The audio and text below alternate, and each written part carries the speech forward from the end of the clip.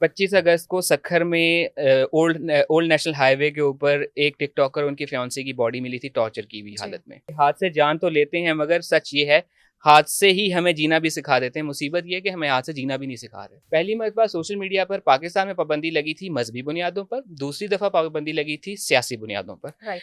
2012 सितंबर में बहुत बड़ा मसला हुआ था हमारे यहाँ, और वो था यूट्यूब का ban innocence of Muslim film के नाम की वजह से। लेकिन फिर फतवे भी तो जारी होते हैं ना फिर इन्हीं लोगों की जानिब से, अगर स्पेशली अगर ख़वातीन सोशल मीडिया का इस्तेमाल बहुत ज़्यादा कर रही हैं तो क्यों क्यों उनको क्रिटिसाइज़ किया जाता है कि अगर कुछ लोग चले छोड़ दें ख़वातीन, the people who are using their social media platforms publicly, वो इतना बड़ा जुर्म क्यों है? अगर रिसेंटली कुछ इंसिडेंट्स की बात करें तो वो इतना बड़ा जुर्म कैसे बन गया? आपका वीडियोस लगाना जिससे आपको शायद कोई भी हार्म नहीं कर रहा, लेकिन फिर भी आप हार्म हो रहे हैं खुद से ही।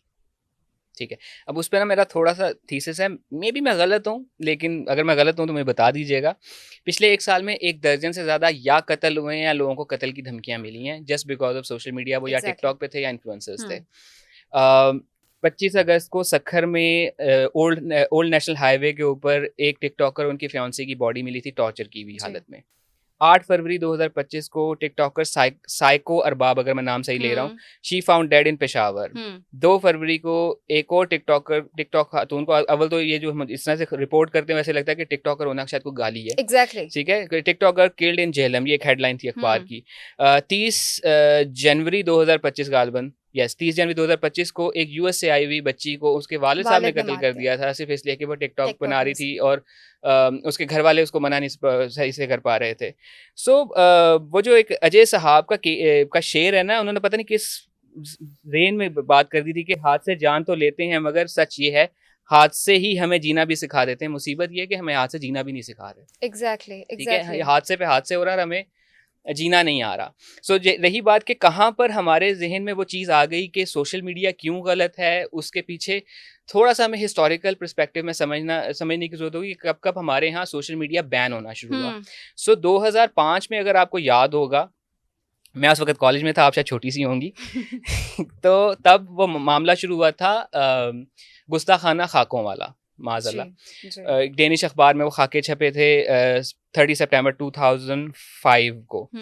उसके नतीजे में पाकिस्तान में भी कुछ वेबसाइट्स को बैन करना शुरू किया गया था, जो कि एक लिहाज से अच्छा अमल था कि ठीक है, जिस वेबसाइट पे कोई गन बला इस तरह की चीज़ पड़ी हुई है, कोई बुरी चीज़ पड़ी हुई है, अब उसको बंद करें। एग्जैक्टली।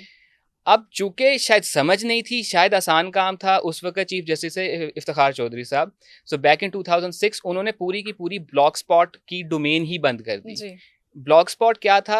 वो एक ब्लॉग होस्टिंग वेबसाइट थी। हर कोई इंसान अपनी होस्टिंग सर्विस नहीं ले सकता, तो वो क्या करता था, वो ब्लॉग स्पॉट पे अपनी वेबसाइट बनाता था। मेरा पहला ब्लॉग स्पॉट पे था rayazlan.blogspot.com, कुछ इस किस्म का नाम था उसका।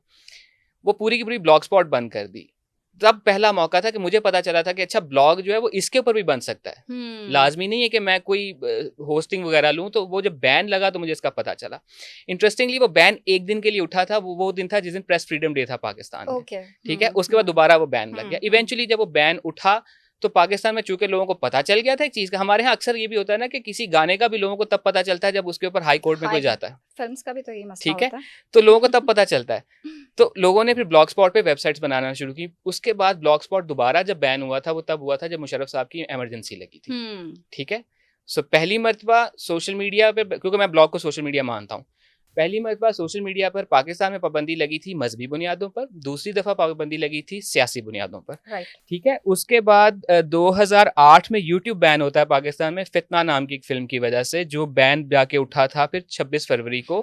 4 दिन में निगोशिएशन के बाद वो मटीरियल हटवाया गया था एंड उसके बाद वो बैन उठा था। उसके बाद 2010 में 19 और 20 फरवरी के दरमियान पे मुख्तलिफ वेबसाइट्स के ऊपर बैन लगा था, जिसमें विकिपीडिया, फेसबुक, फेसबुक, फ्लिकर शामिल था, जिन पर बैन लगा था। और वजह ये बनी थी कि उन दिनों फिर एक खाकों का मुकाबला हो रहा था और ये बैन जाके उठा था 27 फरवरी को। और 28 फरवरी को पाकिस्तान में एक इंसिडेंट हो गया था, एक माइनॉरिटी की बिल्डिंग के ऊपर अटैक हुआ था। एनीहाउ, ये बैन तब हुआ था अगेन मजहबी बुनियादों पर। 2012 सितंबर में बहुत बड़ा मसला हुआ था हमारे यहाँ, और वो था यूट्यूब का ban innocence of Muslim film के नाम की वजह से। ये वो वजह थी कि जहां पर हम as a digital content creation in terms of nation हम पीछे रह गए।